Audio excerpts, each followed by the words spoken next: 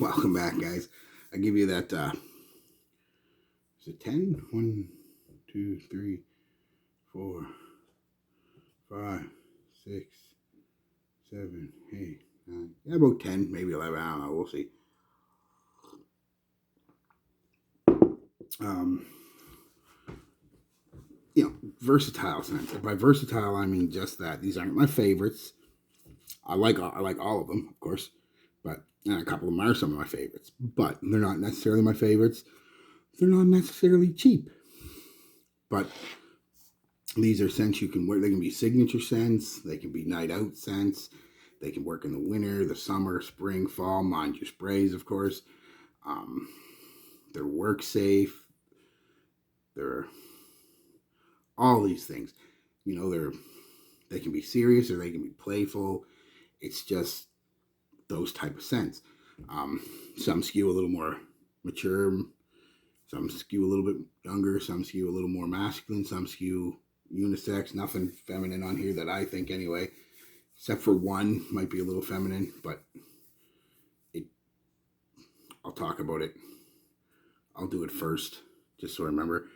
But I didn't include Bleu de Chanel or Sauvages or any of the Gucci Guilty line, because they're not that none of these are all well known. These are all well known, but they're really well known for that. You know what I mean? You can put Sauvage on anytime, and guilty on any time, or Bleu de Chanel anytime. Any one of them, perfumes, eau de perfumes, elixirs, all that stuff. You can put them all on any time. Dark, black, I don't care. So I didn't include them. But if you want to, you can include them in your list.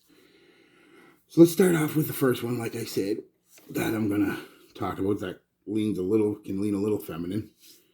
It's the Maison Margiela replica series, Whispers in the Library. Jeez, I love this stuff. It's soft, it's subtle, it's sweet, it's got some woods to it. Performance is longevity is really good. Projection's not the best, but it's not that type of scent. And yeah, the first half hour or so, maybe an hour, it reminds me of a woman's perfume, but then it changes a bit and becomes completely unisex. So that's the first one. Replica, Whispers in the Library. Um, let's just get this out of the way, because we all know I can't do a list and not include something from this house. English Laundry. I went with Arrogant. You could go with Signature. I find is really good. Not Windsor. It's not a versatile scent, but yeah, Signature is very good. Notting Hill is very good, but I went with give Arrogant a little love now. Again, a soapy, musky type scent. Arrogant. Next one's my little baby bottle, because I can't find it. I don't have a big bottle of it anymore because I traded it, because I really don't care for the scent, but I really like these little mini bottles. Invictus, straight up Invictus. Again, not my favorite scent. Fresh, clean, slightly sweet. Invictus. I mean, I mean, look how tiny this bottle is. So, that is so little.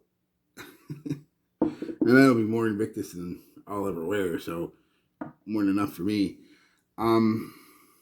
Next one is I'm going to go with the Y, and you can put any Y here you want, except for maybe the Fresh. That's more of a spring summertime thing, but any other Y I'll do. Yeah, that sweet apple and lavender and clary sage aromatic type thing with a nice modern woody dry base. Performance on this stuff. This is the original EDT. I get monstrous performance out of this. Hours and hours and hours on my skin. Projects really close to beast mode for the first hour, and then really good for like an hour and a half after that on me. Compliment getter for sure. I really like this one. So yeah, why? Any one of them will do. Next, let's go with something you may not think it's versatile, but it really is, and that's the original Givenchy Gentleman, the EDT pear, sage, maybe not sage, maybe rosemary, but pear, some kind of spices. Towards late dry or the late opening and the mid, really get some nice powdery, slightly makeup-y iris with a nice woody base again. Performance is another one that's great on me. I don't wear it enough, as you can tell, but I really do like it. It's just, I have so much stuff that it's hard to... This is one I've worn a few times. It's an Eros, but it's not an Eros Aero. It's Eros Flame. I like this one better than Eros Eau de Parfum and all that stuff. The Parfum, because this adds some nice citruses off the top to that sweet vanilla base, tonka base.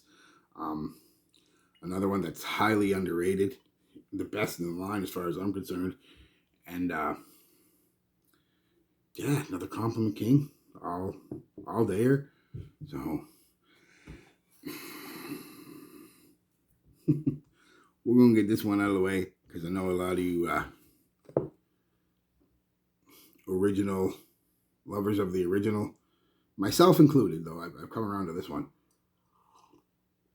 And you Iris loving mother, makeup-y thick, makeup-y Iris, you guys hate this one, but it is what it is. Dior Homme 2020. Almost a Chypre type scent with, it's a dry scent is the word I'm looking for. It's a nice dry scent. Woods and ISOE Super and good performer. You may think this isn't performing on you. This is a caveat I want to get into. You may think this isn't performing on you, but it is. It's that ISOE Super that they're using heavily in this can make a lot of people, I'm lucky I'm not one of them, but a lot of people go nose blind to it really quick. So you may only have this on an hour and thinking, Jesus, gone. No, it's not. It lasts 8+ hours. It is not gone. And like I said, just a real dry, aromatic, woody scent. Very masculine. In a modern masculinity in a way I like, where it's like, well, the Ralph's Club I just did, and the Invictus, and even the YSL. I really like the Y, but to a point, even that. This is what I consider a modern men's classic, what a modern man's scent should be. Like I said, slightly spicy, slightly earthy, slightly green, very, very dry wood. Love it. The next one is, although not my favorite from the line, I can see it working for a lot of people, and it's very versatile. That would be the new Bath and Body Works Leather and Brandy. Again, just a sweet citrus kind of drink top to it with an alcoholic brandy tinge and some leather in the base. Slight smoke. Nothing really you pick up immediately, and it doesn't last long, but it is there. But again, this is one that'll get you lots of compliments. It's just pleasant. Performance, not the best, but Bath and Body Works. What do you want? Next to last is going to be Acqua Essentia Salvatore Ferragamo. Yeah, this classic, slightly sweeter version of a classic Italian aftershave, really. Citruses and florals and an aquatic tinge to it. Performs really well, though. Really well. Off my skin, anyway. Again, you're looking at the 7-8 hour mark. Projects pretty good for a couple hours. Just a beautiful, beautiful, beautiful scent. And I love that bottle. I'm trying to get out of that light. I like that bottle. Last but not least, You could include Aventus on this one again if you wanted to. But it's so expensive and hard to get. You just can't walk into a shop, that any shop that I'm aware of. I'm sure there's really high-end department stores and, stuff like that. But any regular person walking into a regular mall or something is not going to be able to find this Aventus. So I went with one I actually like a little better than Aventus, honestly. Mont Blanc Explorer. It performs really well on me. It's another one of the modern type. It's got a bit of a modern feel to it with the ambroxan they use in it, giving it in the dry down almost a Sauvage-esque kind of smell. It's not Sauvage, but it's got that ambroxan, and it's like you took some Aventus, a lot of Aventus, some Sauvage, and a little bit of Y, and mixed them together, and that's what you get. Once you right off the thing, you smell it. You can tell what it's inspired by, but it is different. People who say this is a clone of Aventus are completely wrong. It's not a clone. It's never been a clone.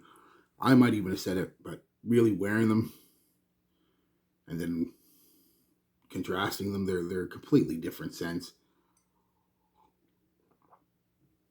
Aventus is usually greener and it's got that ambergris funk that Creed puts in their scents. This is none of that. This is just very nice. No funk whatsoever. Not very green. Like I said, again, kind of dryish. Not off the top. It's got a juicy pineapple bergamot combination off the top. But it's got like a dry musk in the base, and then you get that ambroxan. I just love that stuff. I do. I gotta get another bottle of it. I don't ever want to run out.